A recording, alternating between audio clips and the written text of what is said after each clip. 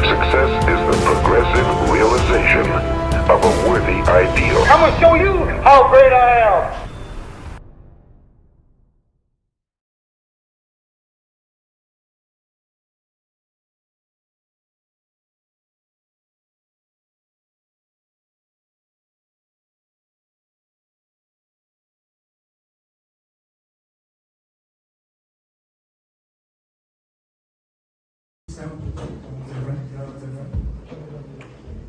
I'm not gonna make you do anything crazy, don't worry.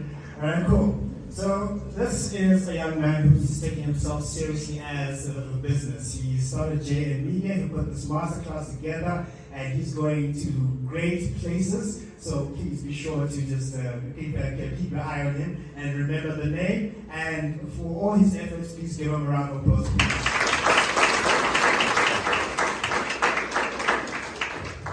Cool. To give an introduction, thank you very much for that wonderful introduction. Ishan Binoni, born and raised on the playground is where I spend most of my days, chilling out, maxing, relaxing, on cool, my shoes, some people, lots of us, but a couple of guys who don't look good. So I'm making trouble in my neighborhood. I got one little fight, my brother said to me, don't worry, bro, it's because you're from Binoni. Today, we're going to talk about how to treat yourself as a business. There we go. Don't worry. Right. I want you to treat yourself as a business. I'm going to give you a little bit of background on how I came about writing this book.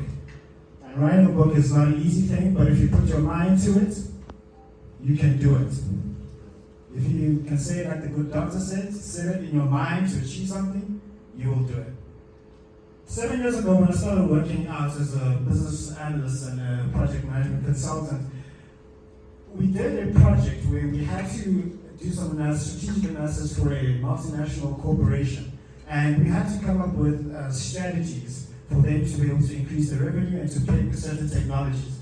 Now, we did 6 weeks of analysis. They paid us hundreds of thousands of rands, and then we gave a presentation to them to say that if you implement this technology, your profits are going to go up X%. If you do this, your sales are going to go up by X%. And after that presentation, they were given a round of applause. And when I went home, I felt dejected, and I felt like I robbed somebody. Why? Because we were telling this organization to use certain principles. Business principles. But if you looked at our own lives, it was not demonstrating all that. And if I was the CEO of that organization and I looked at my lifestyle and the senior consultant who I was working with lifestyle, I would have been like, I would have said, I want my money back.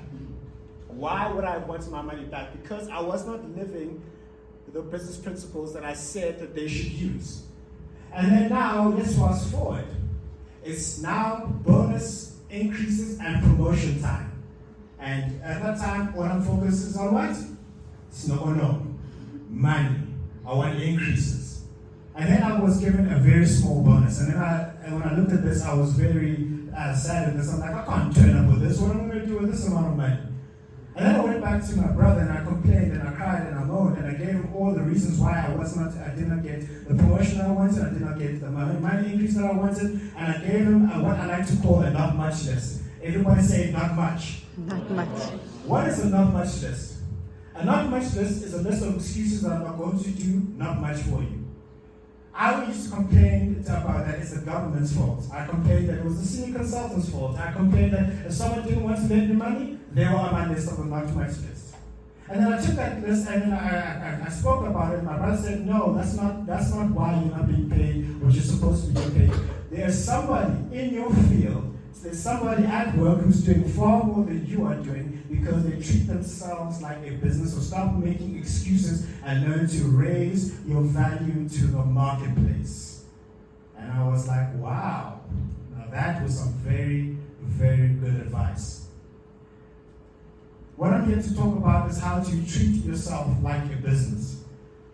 Whether you are an employee or whether you are side hustling, it doesn't matter what it is that you're doing. You need to have a mindset of treating yourself as a business. There's nothing wrong with being an employee. Absolutely nothing wrong with being that. But there is something wrong with having a limited vision of yourself. There's nothing wrong with being an employee, but there is something wrong with having a very limited vision of yourself. You can clap your shoes.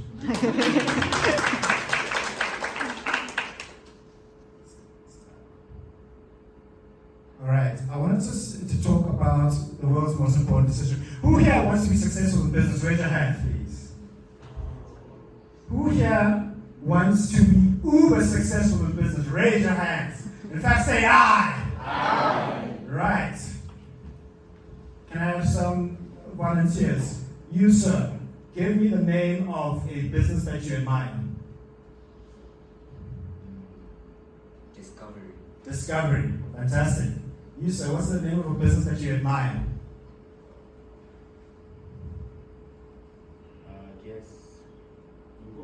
Google. All right. Man, what is the name of a business that you really admire? Engineering. All right. Like a name of a business. Is it like it said Google, it said Discovery? What's the name of a company, like a business that you admire? Mechanical engineering. All right, cool. All right. Sir, over there, what's the name of a business that you admire? Cardone Capital. What is it called? Cardone Capital. Cardone Capital. Fantastic. I want you all to think about a business that you admire, whether it be Tesla, SpaceX, it could be Africa Rainbow Minerals. Think about that business along this presentation. Now, in this journey of life and of business, before we get into it, we can get so trapped in the notion that we will only be happy when we get to a certain result. That we will only be happy when we get to that academic excellence. We'll only be happy when we get to that $1 billion valuation. We'll only be happy when we get that job or get that promotion. But that is pinning your happiness on a specific result. And I want you to think about the world's most important decision. And the world's most important decision is to live your life every day in a beautiful state, no matter what. The world's most important decision is for you to live your life in a beautiful state, no matter what. What does that mean? Things will go wrong. We've just been going through coronavirus. We also have a new variant that's coming out. You will lose a loved one. There is a note in scripture that is undertaught and underrated. It is impossible in this world that offenses will not come. Offenses will come. Things will go wrong. And what are you going to do when that happens? Are you just going to cry? Or are you just going to give up? Or are you just going to not be happy? Here's something that you can think about. You can stop chasing happiness and choose to be happy right now. You can stop chasing happiness and choose to be happy right now. In the journey of life and business, there are two skills that we need to master in order for us to be like uber successful, right? Everyone says they want to be uber successful. All right, cool. Everyone wants to be uber successful in business and in life, right? We all said that. There are two skills. One is the science of success. The science of success is a processes and mechanics that you can use to achieve a certain goal. And anyone can be successful at that if you set your mind to it. And that's why they call it as a science, it's the steps that you can take. But the more important skill is called the art of fulfillment. The art of fulfillment is doing things that are aligned with your highest values. And that can only come from you. It cannot come from another person, it cannot come from your parents, it cannot come from your friends, it cannot come from society. It has to come from you. Because you can go up a ladder and one day realize that it was against the wrong wall. And then what are you going to do then? Now you find yourself in a place of failure. Because here's the thing. Have you ever achieved something? Have you ever worked so hard to get to a place? And then when you finally get there, you're like, is this all there is? Now that is painful. Because it's much easier for me to fail. I would rather fail. And because if I fail, I can start again. I can say, all right, fine, I failed. I can pick myself up and I can start again, and I can pivot. But if you're successful and you're miserable, now that is the ultimate hell. So don't look at a result to make you happy. You can choose to be happy right now. This is the reason why you will see some people who you think they are uber successful, but then they end up committing suicide. Why? Because they made everybody happy except for themselves. We lost the national treasure. 2018, WHP. Everyone know WHP? Huh? Yeah, painful. He made millions of people happy with his music. And then he committed suicide. Why? Because the perceived pain of being alive was worse than what was worse than him dying.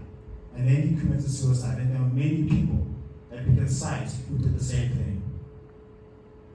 There was a story of a big businessman who went on a retreat to an island, just to chill out, relax, And then he saw a fisherman who was fishing. And he was astonished at how efficient, and how great this guy was at just fishing with just nets. And he went up to the fisherman and said, "Sir, how is it that you're able to catch fish so easily? How do you do it?" The fisherman says, "This is how I do it. It's very simple." Now the businessman, because he's thinking about money, he's thinking about going to the next level. He goes to his hotel, he can't sleep, and the next day he goes to this fisherman and says, "Okay, listen, I can teach you how to 10x your business." And the fisherman is like, "What are you talking about?" I was like, "Listen, you can get yourself some more boats so you can be more of an efficient fisher." And the fisherman's like, "Then what?" Then you can teach other people to fish like that, and you can start your own corporation. The fisherman is like, "And then what?" Then you can go and be on the cover of Forbes magazine, have $1 billion valuation. And the fisherman's like, "Then what?" Then the businessman is like, "Well, then you have all this money. They can go to the beach and you can chill and relax with your family and just chill with the young son." And the fisherman's like, "But is that not what I'm doing now?" Don't wait for all these uber results for you to be happy. And I'm telling you now, in this journey of life with an academic excellence, she'll tell you, it's not easy. It's not easy, it's tough. Have you ever been studying something for so long that you just want to give up and cry? It's happened. You'll start that business. You'll start that show. You will want to be that influencer. And there are going to be times where they're going to be tough. You're going to want to curl up in a fetal position and cry.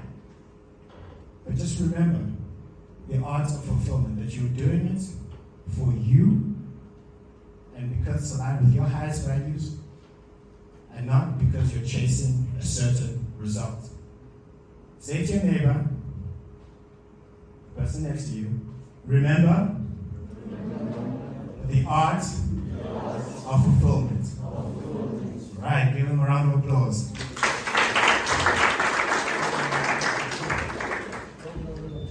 Right.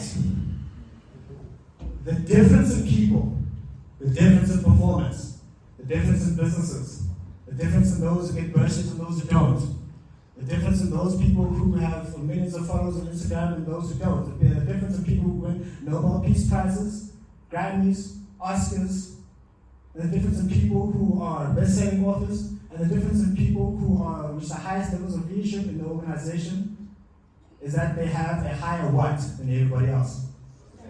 A higher standard than everybody else. If you need to change your life, change your business, change your relationships, you need to raise your standards. Not everyone else's standard, you need to raise your standard. What does that mean? So often in life, we have things in our lives that are a should. Some things that we should do. I should lose weight. I should make a lot of money. I should spend more time with my kids. I should spend more time with my family. I should. And when you don't meet that expectation, you should all over yourself because you beat yourself up about it. But when your should becomes a must, that's when your life changes. When your should becomes a must, that is when your life changes. And how do you raise your standard? The very first thing you do is to change the identity that you have for yourself. Everyone knows about the two powerful words, I am, right? Have you ever been around people who are negative, and they always have negative words after I am? Like, for example, I am sick, I am lazy, I am hateful, I am angry. And I heard a story of a guy who used to say all the time, you ask him, it's like, "Hey, Charlie, how you doing?" He was like, "I'm just overweight and I'm bald." This guy was like, what, like in university, like early university. 20 years later, they met up, these two people met up and it's like, "Hey, Charlie, how are you doing?" And His I am followed him. He was chubby and he was bald. So your I am will follow you. When you say that you want to run a marathon, don't say I want to run a marathon. What you need to do is to become a runner. Because if you become a runner, you start engaging in activities that runners do, and then you'll be able to run that marathon. So everything that comes after the word I am is what's going to follow you. If you say I am sick, sickness will come after you. If you say I am hateful, hate will come after you. If you say I am poor, poverty will come after you. But you need to just change your I am, because when you say I am is what you identify with. And us as human beings have this visceral need to conform to what we identify with. You cannot get a person to act different to how they identify with themselves. It is impossible.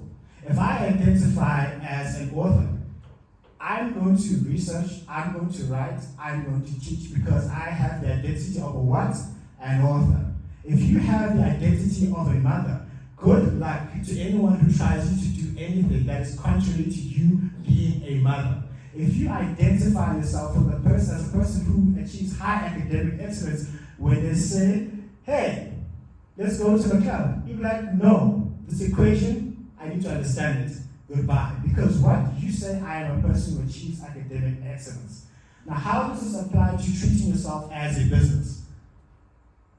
A lot of employees, a lot of them, like to do this thing that we all can do. You know what that thing is? Complain. We complain. Remember that not much list we talked about earlier on? Just complain. Just complain about everything. Bonuses, I didn't get it? Complain. Not enough coffee in the office? Complain.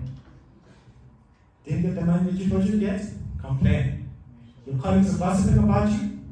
Complain. Your boss is mean to you? Complain. But when you complain, what does it change? I've never heard anyone become a successful businessman just complaining. I've never heard of it. Yes, you can clap.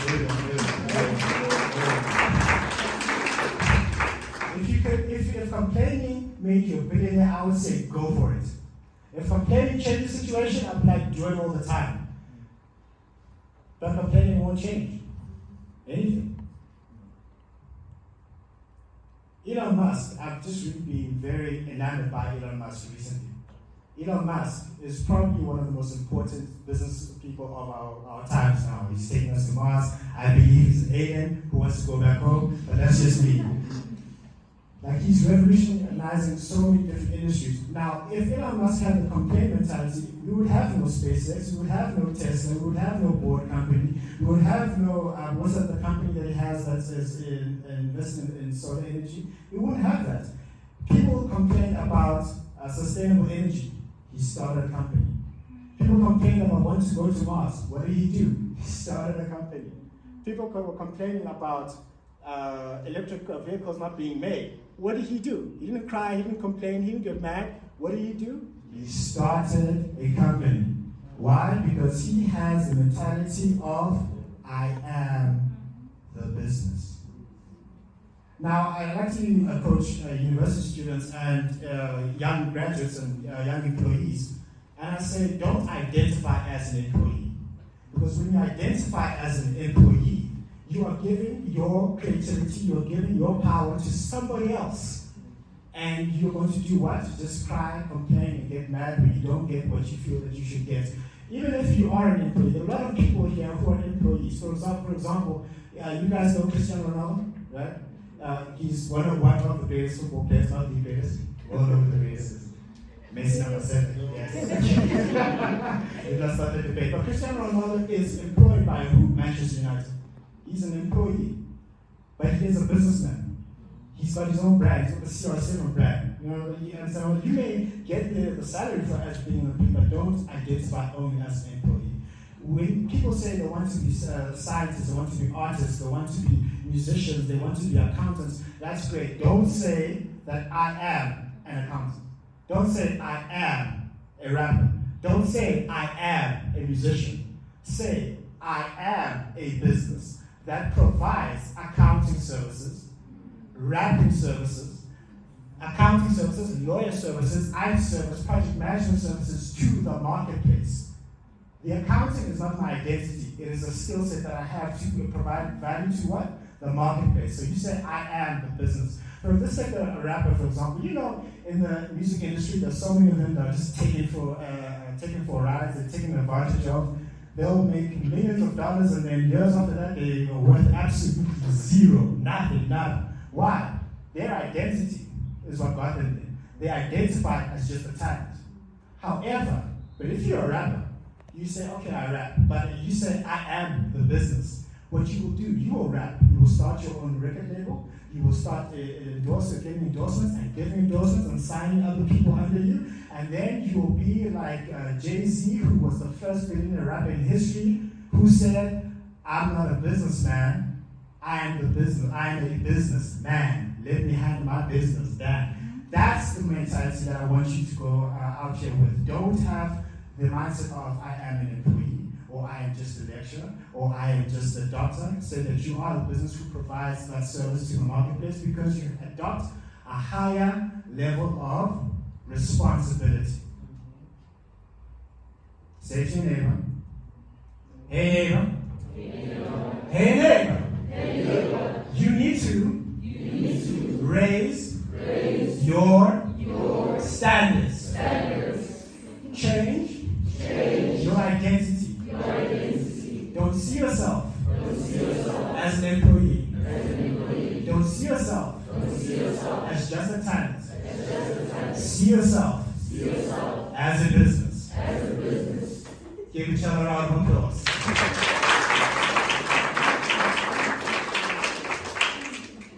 Next slide to come up. You guys getting value from this? You guys getting value from this? Alright, cool. Can I please have a volunteer? Raise your hand if you want to be a volunteer real quick. At the back, that lady at the back, please come up to the front, please. Give a round of applause, everybody.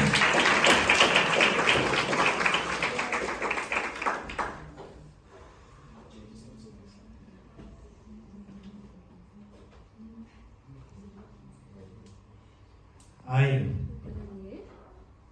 Cool.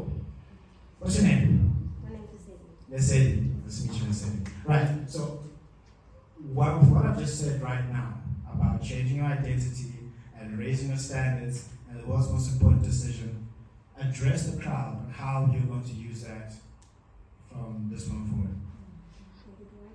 Yeah, you got it like that. No, just project yours. I have a very loud voice, so I'm not sure if you even so I'll just slow down my voice. Yeah. Hi guys. From what I have taken from Mr. Nkosi is that, as I said earlier, I'm a model. So I would like to use the platform of being a model to identify my identity. There's a young lady by the side who said she doesn't know what she wants to do yet. So I'm kind of like in the same box as her. But after what Mr. Nkosi said, I am going to try and find my identity, because that is very important. So thank you.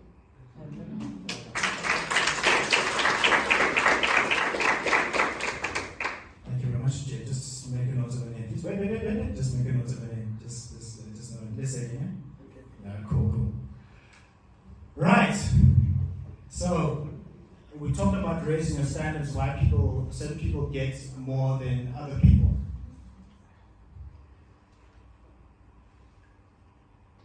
What is the nature of a promotion? What is a promotion? Sir, what's a promotion? A promotion is when you're basically given more responsibilities for your organization. Or creates responsibility. It's amazing. Man, what's a promotion? You are rewarded to the work that you've done, or your responsibilities done. More responsibility. All right, cool. Jay, so what's a promotion? Promotion. Yeah. In simple terms, I'd say promotion is basically, like he said, receiving more responsibility and providing a higher sense of value in an organization because you've been trusted with it. Yeah. And more money. Yeah? It's not enough. Okay, right. Those are good answers. From my perspective, this is what my view is. A promotion is recognition for you more than filling your current place. A promotion is recognition for you more than filling your current place. That means you are doing more, becoming more, and adding more value than the sphere of responsibility that you were given right now. For example, if you're asked to make 10 calls a day, you go and you do 20. If you're asked to create 17 reports, you go and you create double that. That is what promotion is. It is recognition for you more than filling your current place. Nowadays, people want the promotion without having put in the work, without more than filling their current place. And there's nothing worse than a small man, a small woman in a big position. There's nothing worse than a small person in a big position. Why? Because they have this Napoleon spirit. They cannot operate, they cannot function, they cannot do the work, they cannot handle what they're given unto them, and they end up antagonizing other people and being insecure. Why? Because they got the recognition, but they did not more than fill their current place. You will be promoted according to your level of tolerance of pain. You will be promoted according to your level of tolerance for pain. There are some people who grade 10 now. The difference between grade 10 and matric is how much pain you're able to endure. I'm talking about healthy pain. I'm not talking about people beating up now. Sorry, I'm talking about how much emotional pain do you have to study longer, and to practice more, and to focus more, and to say no to the social life so that you can get your books in order. There's a very big difference between grade 10 and grade 12. Why? Because you have more pain to go through. And everybody here wants to be promoted. It is an innate human desire. Anyone who says they don't want to grow, learn, develop, become more, get promoted is lying to you. Don't let people lie to you. They just hide it because they don't want to put themselves forward. Because when they put themselves forward to say, I want to be promoted, you have an expectation that they're going to do more. If a person says, no, I don't want more money, I just want to stay here, I don't want to graduate from university, I don't want to do more, man, lying. Because the essence of life is growth, and for you to do the best you can, the more you do, the more you get. And now, as a business, remember, each and every single one of us are business people, right? We are business, we're not artists, we're not models, we are businesses that provide value to the marketplace. And what does the marketplace reward you for? Value. The marketplace rewards you for value. And there's 3 ways that I'm going to share with you, probably seen on the slide, on how you can increase your value to the marketplace.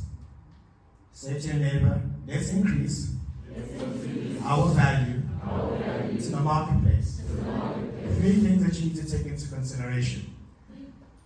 The demand for what you do, your ability to do what you do, and the difficulty of replacing you. The demand for what you do, the ability to do what you do, and the difficulty of replacing you. Let's start with the demand for what you do. I used to wonder why teachers were not paid as much as athletes. I used to ask myself why. That man over there, Novak Djokovic, current world number 1 in tennis, the greatest tennis player to have ever played. That's my opinion and facts. He's the first tennis player to make $100 million US from just playing tennis. I'm not talking about endorsements, I'm not talking about it, I'm just really just talking about him just playing tennis. Now, if you look at tennis and compare it to what some Olympians do in the Olympics, tennis players are paid disproportionately higher. And I ask myself, why is that? Why is it that some teachers are not being paid as much as Novak Djokovic? They do a job that's far more important than what he does. That's what I think, right? And then I understood something. If there is a high demand for what you do, you will inevitably get paid for it. If there's a high demand for what you do, you will get paid for it. Some people start businesses because they thought it was a good idea. Some people study a course because they thought it was a good idea. Some people start a relationship because they thought it was a good idea.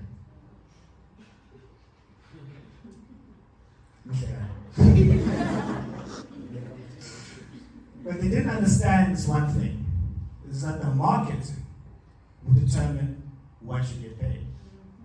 And if the market has a need and you fill that need, you will get paid. I'm fortunate that I, as a project management professional in the IT sector, there is an abundance of demand for what I do. I'm fortunate to have had that foresight, and I'm fortunate to actually love it. There's an abundance of it. From 2020 up until I don't know how long, they will need project management skills in the IT sector. That's the research that I've done. And I get paid higher than people there were no demand for it. I remember I was in Singapore this one time going to a seminar, and I didn't drive there. I would just, what do they call it, Grab there. That's their version of Uber. In Singapore, they've got Grab, the Asian version of Uber there. So I would just Grab everywhere. And when it was like during the day and no one was on the road, it was like, what, 20 Singapore dollars. And it was like, oh, that's okay. And then when I'm leaving the seminar, it's like thousands of people leaving. You try to get a Grab there. You know what the price there is? How did we go from 20 to 160? And then on the app, it said, I had a pop-up there that said, because of the high volumes and the increased demand,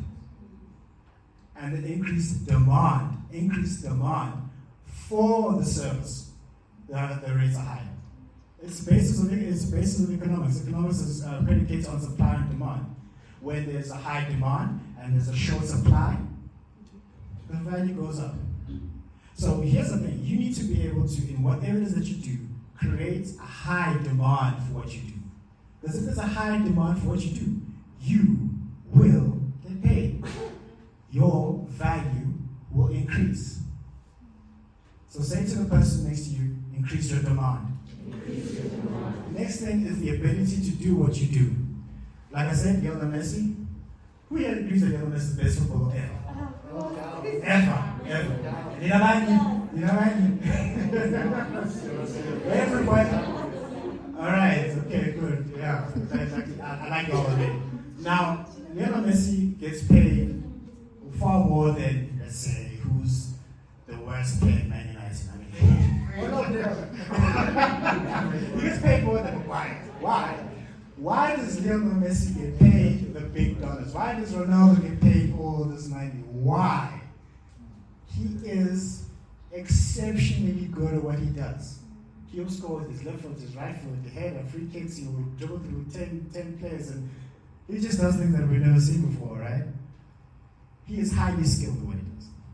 Highly skilled at what he does. And if you are really skilled at what you do, if you're really smart, academically inclined, and you can do things that nobody else can do, inevitably your demand will increase. And like, yo, what's your name? Ma'am? Lekuvo. Njabulo.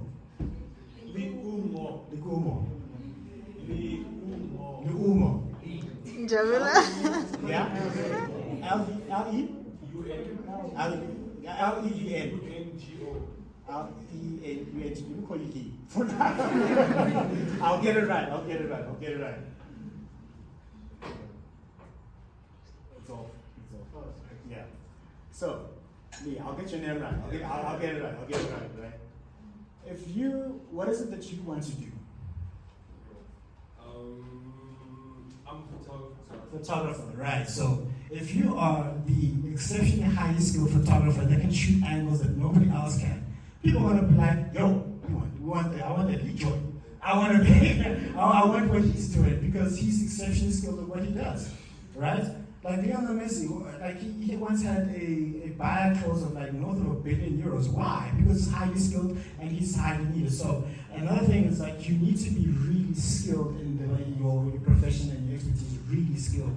Take the courses, take the classes, get the mentoring, spend more hours holding and perfecting the craft so that you can be exceptionally skilled. And so people will come knocking down your door because you are exceptionally skilled. And that's the one way that you increase your value to the marketplace. Say to your neighbor, become highly skilled. And then the difficulty of replacing you.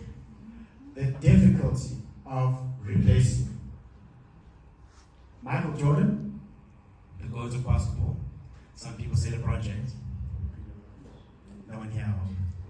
right? So Michael Jordan, when he was playing for the Chicago Bulls in the 1990s, he would earn a yearly salary of $33 million US dollars. The next highest paid person, I think, was $9 million. So he earned more than 3 times more than the next highest paid person on his roster. Why? It was difficult to replace the guy. Because when he left, they didn't win a championship. He came back, they won. He left, and well, they haven't won a championship since, right? It was very difficult for him to be replaced. I remember I was working at a bank, and I met up with a enterprise architect who had been there for 15 to 20 years. Lady, very competent lady, very nice, very inviting. And then we were just having coffee once, and then she told me how much she earned. I was like, yeah, how much? How much do you want? Like, let me tell you, this is a good gig if you can get it right. So she'll come in every other day, and sometimes work for like 4 hours, come to the most important meetings, and then go home. And then at the end of the year, it's probably more now, she'll earn between 3 to 4 million rand a year. That's before taxes, right? It's like 3 to 4 million rand a year. That puts her in the top 1% of all South Africans. To be in the top 1% of South Africans, you need to earn more than 2.5 million rand a year. That's how you become the top 1%. So she's top 1% of the country, in the country. She's very, where she works. If she says yes to your meeting, you're like, if she says no, you can't judge her. No one's going to get rid of her. Why? She had specialized knowledge about all the major systems of the bank, and if she left, they're in trouble. It was very difficult to replace her. Very difficult to replace her. And if you're very difficult to replace, your value goes up. Say to your neighbor, become difficult to replace. I've got a personal story about how I raised my value to the marketplace by ending up doubling my salary. So this is what happened. I'm in a field that's where there's a lot of demand. So I said to myself, after I went to a seminar, I said, it would be nice if I could just, increase my worth, because I got tired of complaining, and I was also in the process of writing this book, right? And then I spoke to another project management professional. She was like highly more competent than I. And I said, what is it that I can do to increase my value to the marketplace? And she said, what certifications do you have? I was like, well, I've got this basic project management certification, I've got my honors degree. And I said, okay, great. We're 2 years away from 2020, this was 2018. 2 years away from 2020, it was very difficult for you to get what we call a project management professional certification. I'm like, what's that? That is the gold standard of project management certifications. If you get that, by default, anyone who wants to recruit you has to pay you. That's standard. And it's not a standard that I set. I didn't say pay that because it's a good idea. It's internationally recognized that's the standard that you pay a project management professional who just got the certification and has X amount of experience. So I said, okay. So what I did to get that certification? Education. She wasn't lying. She wasn't lying. So I went and I did the courses, I did the classes. It is the hardest exam I've ever written in my life. 4 hours, 200 multiple choice. You know when A looks like B and B looks like C and C looks like D, and then they put in all of the above, and then neither of the above, you're like, So I told hard, and then like my wife saying that, at that time we were still dating, and then I was like, I'm gonna go write this exam. And you know what she said? Don't come back home without that certification. So I was like, that's extra motivation for me to get it done. And also for my dad's like, yeah, we're gonna be there. What are you doing? So I went and I got that certification. Hardest thing I've ever done, right? And not a lot of people have it because it's so difficult to achieve it. Then, I kid you not, another company came knocking at my door and said, we need a digital project manager. What's your price? And I'm like, what's my price? And I didn't want to take me seriously, so I made a very high price, So it was like more than like 1.5, like 50% more than I was earning. They came back, more than double my salary. I was like, cheers, I'm out. More than double. Why? Because I became more valuable to the marketplace. And anyway, everybody else here can do it, right? Everybody here can do it. In fact, let me reframe that. Everybody here will do it because you're a different type of person to take a Saturday off to come here to learn how to do this. So give yourself a round of applause. Can I get a volunteer, please? Volunteer. Raise, come up. Yeah.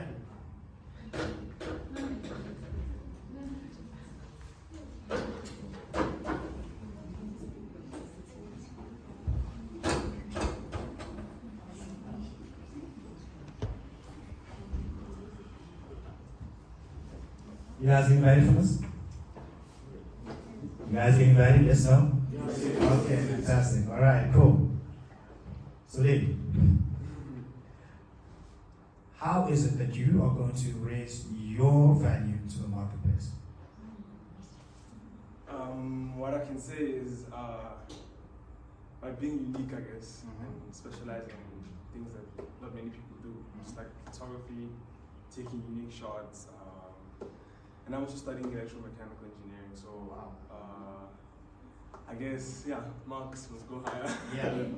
I guess so, but just sticking out, being unique, and specializing in everything I do, just killing it. Right, so you're going to be killing, okay, cool. So you're going to be the Lionel Messi of photography and mechanical engineering. Give him a round of applause, everybody.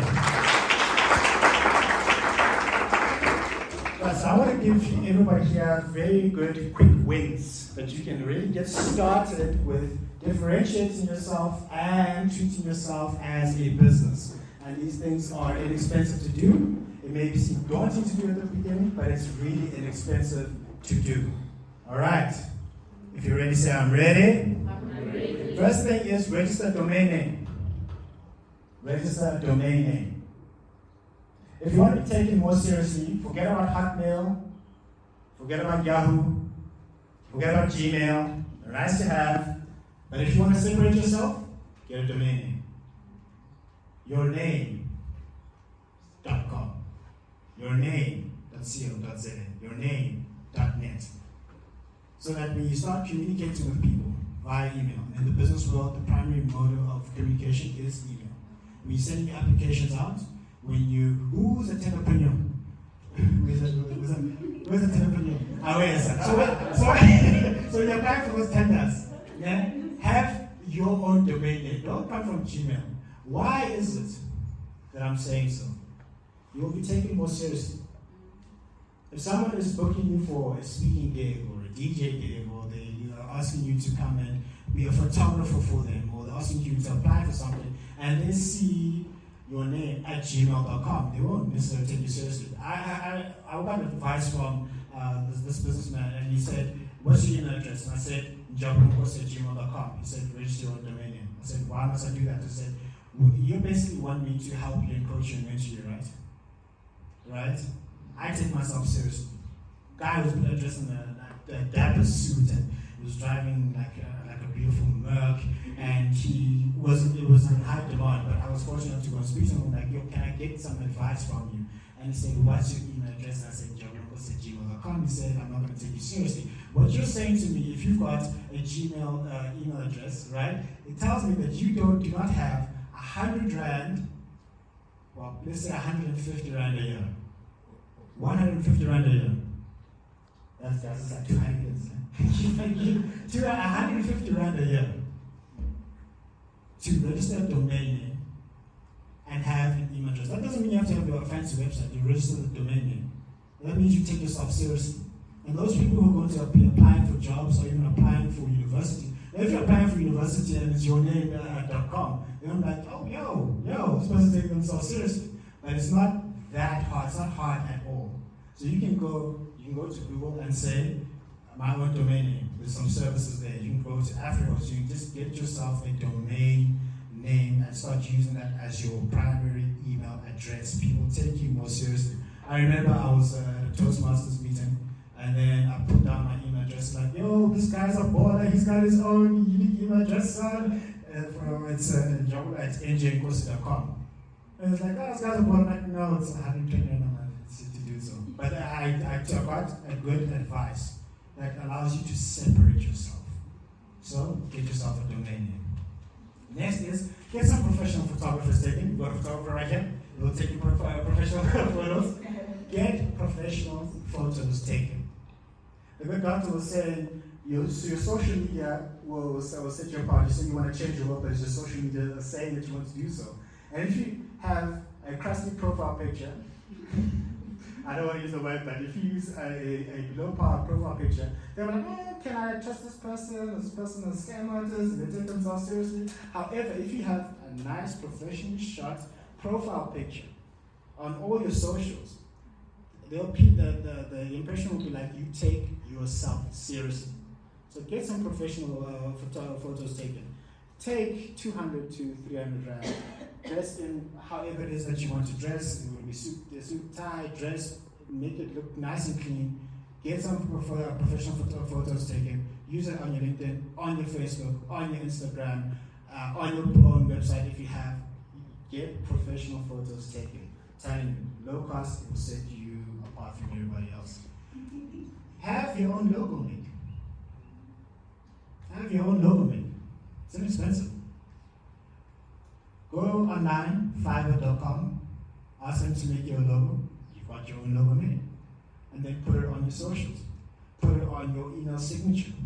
It will set you apart. And I've done it. I've got my own logo over there, I've got my own domain name, professional photos. I'm not telling you something that I haven't done for myself. It works. So have your own logo made, or even make one yourself. Just have your own logo, because you're branding yourself as a business. Next thing, this is very important. It's something that I learned from Gary Vee. Junior's also learning this. He's doing this. Start creating content. What do you mean we need our content? Not just photos. We're talking about start writing articles on your chosen field. Experts get paid 10 times more than people who are perceived as not experts.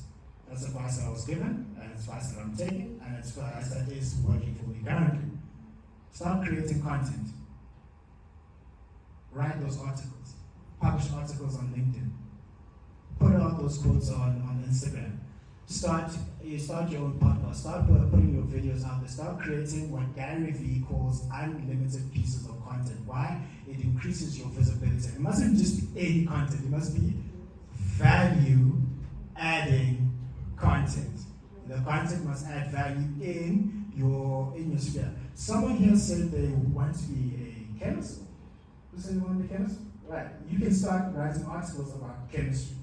It doesn't have to be the most difficult thing for people to read. Start putting those articles out there. Go on LinkedIn, publish an article on being a chemist. Take your phone and record yourself talking about chemistry. One thing that I was speaking to a university student, and I was like, what is it that you're studying? I'm studying law. I'm like, okay, cool. Have you ever thought of creating a podcast on just law? And she's like, how am I going to do that? So guiding on how she could do that. And it helps you to internalize what you're saying. Because let's say you're writing a paper on criminal law, you study, and then you record an audio about what? Criminal law. Now that shows that you now have internalized what you're saying. So start creating that content, because now you are separating yourself from everybody else. Start registering business accounts. On Instagram, you have a business account. You have a WhatsApp business account. Like seriously, I was very impressed by some people. Like I didn't know. I'm like, yo, this person has a business. And I just said register a business account. You can also start selling things on there. You start getting different insights on it. So you can really start the process of start thinking as a business. Register a business account, and then you can learn along the way. Register a company name. Register a company. Give it a cool name, and then you start learning how to work things around the company, because you are a business. I've got a company called Njabulo James NJ. Kid you not? Because I was trying to take my own advice. So just start registering some companies. Start selling whatever it is that you're selling. Do you sell books? Do you sell audios? Do you sell clothes? Register a business so you can really start learning. Or are you a teacher? Are you an educator? Start registering the business. You get good tax breaks from the government, because the government wants us to start creating businesses and entrepreneurial opportunities for other people. So start registering your own business. Let's go through this again. Get a domain name, get professional photos taken, have a logo made, start creating content, register business accounts, and register a company name. Next volunteer, please. Volunteer. Give him a round of applause, everybody. Yes, sir. Cool. Your activity for the day is giving those quick wins again. What are the top 3 that you will start using from today? Can I, like the ones that I've already started using already? They can be the ones you started using already. Oh, he's ahead of the game. He's killing that sound. Yeah. Yeah. So basically, I'm 20 years old. 20, yeah. I'm 20. Yeah. And I'm into real estate. Oh, nice. And I know that like there isn't a lot of content creators who create, you know, like real estate content Yeah. who the youth can, I don't know, relate with. So I've taken the responsibility to do so. And I know automatically, like the government is looking for young people like me. Yeah. And there's a lot of funds put aside for young people like me. Ching ching! Exactly. So that's, you know, like getting another bag. Yeah. And also educating people, because I also like create content on Instagram, Nice. educating Nice. people about real estate, because it's something people don't do. Fantastic. You got your own company. Yeah, I do. It's called Masterclass Trading.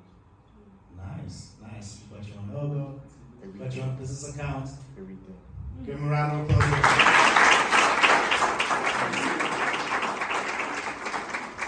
Right. Amazing. Amazing. Now, why do most businesses fail? Why do businesses fail? Why? Here are some numbers about business, right? Okay. It was actually, let me make sure that I remember them, right? So, in the first year, 80% of new businesses fail. And then 10 years after that, of the businesses that didn't fail, 40% more of them fail. And those that have stayed after 10 years, you would assume that they're making it, right? They're just making it. They're barely making any money. And in business, the longer you stay in business, the higher the chances are that you will fail. The longer you stay. That's why you have to give props to businesses that have been around for decades and decades. If you look at the Fortune 500, there's no company there that's younger than 10 years. You need to put in that time. Now, why do most businesses fail? Do I have any takers? Yes, sir. The reason why businesses fail is because people don't think like investors. Yeah. And what investors do, they invest when everything's going good. Yeah. And they pull out when like the business cycle is coming to an end. And then businesses think, you know, since investors are pulled out, it's the right time for them to go into the market. Yeah. And then when they go into the market, there's no business. Yeah. It's eating the big pie. Right? That's a good one. That's a good one. If you could summarize it in one word, what would it be? They invest late. They invest late. All right, cool. Any other takers? Why do businesses fail? Yeah. Adaptation. To adapt is to survive. Yeah. Anybody else? I think Yeah. it's research. Research on what business you're trying to. Yeah, the research on what business you're trying to go. Yeah. Yeah. So you don't know what you're What getting. you're going to. You don't know what you're getting sign up for. Yeah. All right, cool. Anybody else? It's financial management. Yeah. Like mixing personal account with this account. Yeah, that's very true. Let me I've got a personal story. I'll get to hear this story. Personal story. When I released the first book, this is the second book, right? The first book, right? Like in a short space of time, sold 500 copies as a self-published author. That's like amazing. Hundreds of thousands of rands, right? My wife asked me, what happened to that money? I spent it. All of it. I didn't have a business account. It was all going to my personal account. I didn't manage anything because I did what most people do. I'm going to spend this money, I'm going to travel. You want a bag? Here you go. You know, financial mismanagement is a real thing. Yes. They're not going to value to the marketplace. They don't offer value to the marketplace. It's a very good one. Yeah. Another one is impatience. Impatience. Very true. Very true. Not thinking long term. Not thinking long term. Linked to patience. Very true. Last one? Yes, sir. Actually, I've been a businessman for 20 years. Yeah. I think the most of youngsters, Yeah? they don't put the profit back to the business. Yes, they don't reinvest. Yes. They rush more for luxury. Yeah, lifestyle entrepreneurs, yes. I need to make the money so that I can show you that I've made it. I can take my BMW, well, I'm not a BMW fan, Audi, and pop in the shoes on camera and be like, yes, I made it, look at me. That's a real thing. Yes, ma'am? I don't think that people are passionate about they should be in the business. You're not passionate about it. You're not passionate about the business, in business for the sake of being business. Alright. You're saying? Oh yeah, the business being business for the sake of being business. Those are all valid reasons. I'll give you my take. Michael Gerber wrote a book called The E-Myth. And he said the rate of failure in business is so high because people think entrepreneurship and being a business person is the sexy thing. It's a thing that you should be doing. And they feel that's what they should be when they're not that. Goes back to their identity.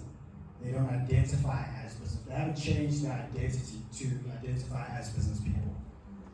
Let me give you a scenario. Let's think of CPU, right? Gifted guy. He is a software engineer. He's been working for 10 to 15 years. He's difficult to replace. It's a high salary. Then he works really high hours, a lot of hours. And then he gets it into his mind, it's like, I don't like my boss, Jay. Jay's a real bad boss. I don't like him at all. He's not paying me what I need to be paid. I could do this business thing myself. So he goes to Jay and says, Jay, I quit. I'm out. I'm going to do my own thing. Okay. All right. So now he goes and starts Superior Technologies, PTY. And because he's really good at his job, he's really got a network. Or he's built through the years. Then he starts getting his clients in. He starts servicing his clients, building their websites, building their mobile applications. He's working 12 hours a day. It's nothing he's not used to, right? He's doing good. Now his business starts growing. Yeah, now his business starts growing. Now he realizes, hey, I can't do this thing myself. Yeah? Now he needs to start hiring people to help him with the work. So then he goes and hires someone. And now the business is growing. Now he started working 12 hours a day. Now he's working 14 hours a day because someone is helping him, but he still has to do all the other stuff.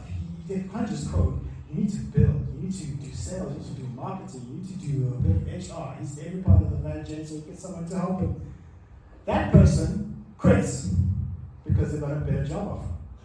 Now he's working 18 hours a day. Now Superior is stressed. He's dejected. He wants to quit. He's had enough. And then he says, you know what? Life wasn't so bad with Jay. It wasn't that bad. He goes back to Jay. Hey Jay, can I please have my job like a Jay Media do? Can I please, like this entrepreneurship thing, I've got a high level of respect for you. And the Jay's like, yeah, okay. And he makes Superior's life a little hell just for good effects. In that scenario, the business has failed. Why did the business fail? What Michael Gerber says is the E-myth. Some people call it a lie of business. Is that you need one personality to run a business. And that's not true. Financial mismanagement happens because you don't have someone to help you with that. You don't reinvest back into the business because you don't have someone to help you. You don't strategize long term because you don't have someone to help you with that. Business is a team sport. It is a team game. It is a team game. I see it as a project management professional. You have what we call a project team. No one delivers a project by themselves. It has never happened. It is very close to business. No one succeeds in business by themselves. I've never seen it happen. I've never read about it happening, and it will never happen. What was the Superior? The Superior was a technician. He is a technician.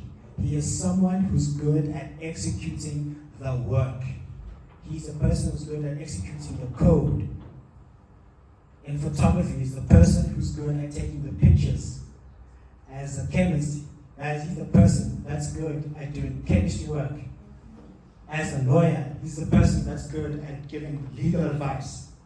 but he could not run the business by himself because you need 3 personalities. Not just people, I'm talking about like personalities to run your business. If you're the technician, you need to have someone who's like good at the engineering part, or else like what are you saying, right? Then you need someone who's good at the what? Operations.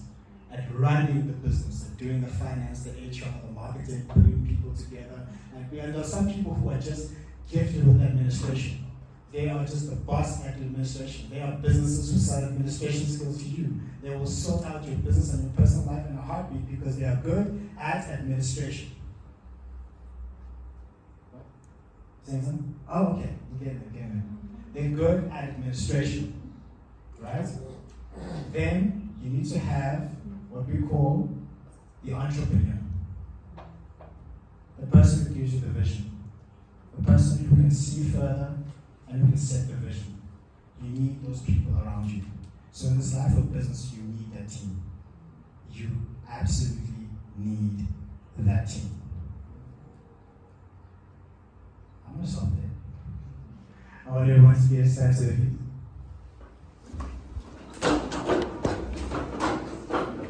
I've had a lot more I can go into. That's why I suggest that you buy my book. I hope that everyone here got value from the session. You guys got value from the session? Yes. I want you guys to make a pledge. It's a pledge of allegiance. Put your hand on your heart. And say after me. I pledge allegiance. I pledge allegiance to the grind. I pledge allegiance to the grind. I will treat myself as a business. I will separate myself. I will raise my standards. I will raise my value to the marketplace. I will be the most in demand, the most highly skilled, and the most difficult to replace person in the marketplace. I understand I need a team to build my vision. From this day forward, I'm not an employee, I'm not an artist, I'm not a talent, I am the business. Thank you very much.